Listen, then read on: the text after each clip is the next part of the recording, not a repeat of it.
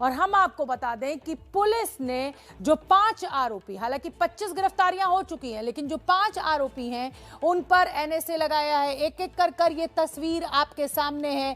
पहला नाम अंसार, दूसरा सलीम, सोनू चिकना जो बंदूक लिए हुए हाथ में नजर आया था, दिलशाद और आहिर। ये वो 5 लोग हैं जिनके ऊपर एनएसए लगाया गया है। एनएसए के शिकंजे में मुख्य आरोपी अंसार के साथ साथ आरोपी सलीम, सोनू चिकना, दिलशाद और आहिर पर भी एनएसए लगा है।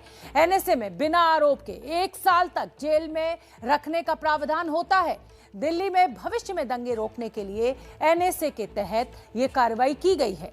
तो 5 आरोपियों पर एनएसए लगाने के साथ ही क्राइम ब्रांच इस केस की जांच 14 एंगल से कर रही है और इसमें एक बड़ा एंगल है दंगों की साजिश के बांग्लादेश से जुड़ते तार। कैसे सामने आया ये कनेक्शन और कैसे पुलिस जोड़ रही है साजिश के तार, देखिए हमारी इस खास रिपोर्ट में। क्या दिल्ली जलाने की चिंगारी 1500 किलोमीटर दूर से आई?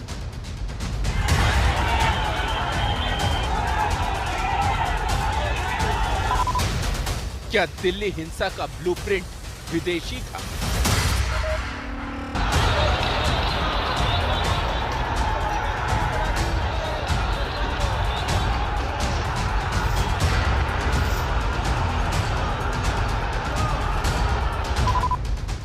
क्या बांग्लादेश से जुड़े हैं दंगों के तार? बंगला में नारे लगने की बात आई थी। तो ये टोटल बांग्लादेशी मुसलमान है। ये एक योजना के तहत काम हुआ है जो शांतिपूर्वक यात्रा को, मतलब कोई बहुत बड़ी साजिश इसमें हमें लगती है। बात आ रही है बांग्लादेश में दुकान उतर गई, गाड़ियां भी जलाई हैं, दंगा फसाद भी किया है। ऐसे ही कुछ चश्मदीदों के बयान ने दिल्ली दंगे के तार को बांग्लादेश से जोड़ दिया। अब दंगे के 3 दिन बाद जब साजिश की परत साफ हो रही है तो हिंसा का कनेक्शन बंगाल से होते हुए बांग्लादेश तक पहुंच रहा है और अब इस पर राजनीति की दुकान भी खुल चुकी है। सारे के सारे लोग बांग्लादेशी घुसपैठिए हैं। इन्हीं लोगों ने पुलिस के ऊपर गोली चलाई है, तलवार से हमला किया है। इन्हीं लोगों ने राम भक्तों के ऊपर हमला किया है। यदि पुलिस राम भक्तों के बीच में, दंगाइयों के बीच में दीवार बनकर नहीं खड़ी होती तो बहुत सारे लोग मारे जा सकते थे। जिस तरह से पुलिस पर, पार्टी पर हमला हुआ है, उससे और ज़्यादा आशंका ये बढ़ गई है कि उस इलाके में बांग्लादेशी, रोहिंग्या और इनका भी एक बहुत बड़ा नेटवर्क है। इनकी भी जांच करके उन पर कार्रवाई होनी चाहिए।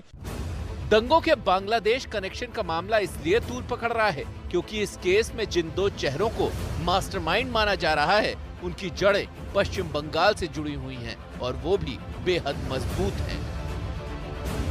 मुख्य आरोपी मोहम्मद अंसार का पुश्तैनी गांव पश्चिम बंगाल के हल्दिया में है, जबकि सोनू चिकना की भी जड़ें पूर्व मिदनापुर से ही जुड़ी हैं।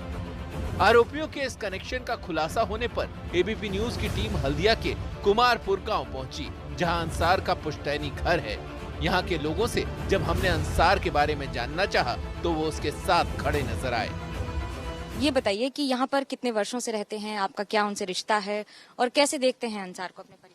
हाँ, मैं चाचू बोलता हूँ। ठीक है, वो बहुत दिन छोटे से देख के आ रहे हैं। ठीक है, यहाँ पर आता है, बहुत अच्छा आदमी है। आप खुद उनके रिश्तेदार हैं, साले हैं यहाँ पर। ये बताइए, जब भी मिलते हैं, जब ये तस्वीरें देखी तो क्या सोचा? मैं सोच के तो अचंभित रह गया क्योंकि ऐसा अंसार भाई ऐसा आदमी नहीं है। ठीक है, पहले यहाँ पे आता है मिलजुल के सबको, ईद के टाइम हो, ठंडा का टाइम है, कंबल देना, लॉकडाउन में आके सबको चीनी देना, छोले देना, सबको इफ्तारी देना, सब कुछ करता है। दरअसल दंगे के पैटर्न को देखते हुए ये शक है कि इसकी साजिश भी रची गई और इसके लिए फंडिंग भी हुई है। इसलिए पुलिस ये जानना चाहती है कि कहीं सोनू चिकना और अंसार के तार पश्चिम बंगाल से होते हुए बांग्लादेश तक तो नहीं पहुंचते हैं। पुलिस की इस आशंका के ठोस कारण भी है, खासकर अंसार की अय्याशी के फोटोग्राफ्स। कबाड़ी का काम करने वाले अंसार की इस 5 स्टार लाइफस्टाइल ने पुलिस को उसके बांग्लादेश कनेक्शन की जांच के लिए मजबूर किया है और अब पुलिस इसे लेकर एक्शन मोड में आ चुकी है।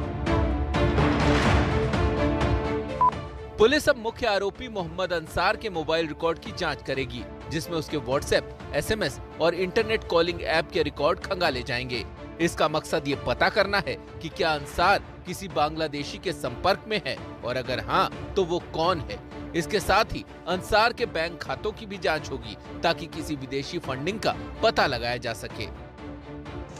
पुलिस जहांगीरपुरी दंगों के बांग्लादेश कनेक्शन की तलाश इसलिए भी कर रही है क्योंकि माना जाता है कि इस इलाके में बड़ी संख्या में अवैध बांग्लादेशी और रोहिंग्या बसे हुए हैं। यहाँ के स्थानीय लोगों का आरोप है कि अवैध बांग्लादेशी और रोहिंग्या आए दिन उनके लिए परेशानी का सबब बनते हैं।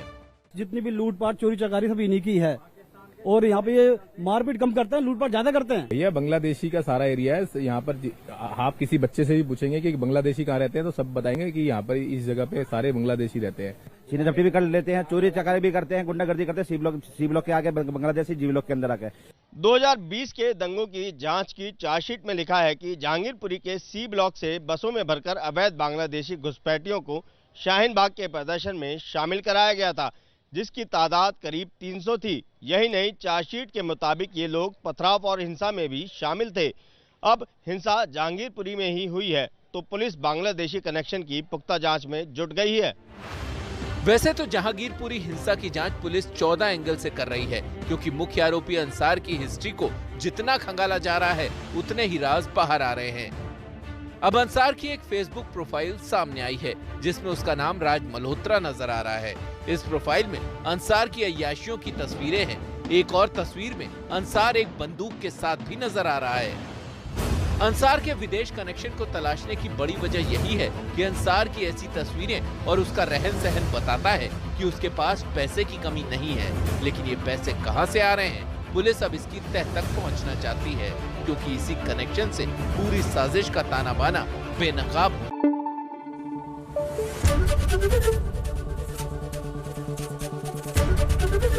एबीपी न्यूज आपको रखे आगे।